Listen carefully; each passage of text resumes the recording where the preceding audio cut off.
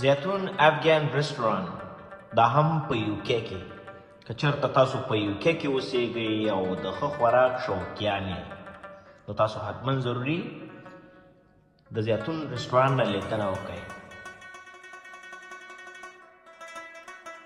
که چېرته ستاسو د برډې پارټي وي یا کلیزه او غواړئ چې فیملي سره او فرینډ سره په یو ځای ولمانځئ، تر 100 کسانو پورې ځای هم شته د برډې پارټي دپاره. کولی شئ تاسو د سره بوکینګ وکړئ. زیتون افغان رستورانت ستاسو په خدمت کې.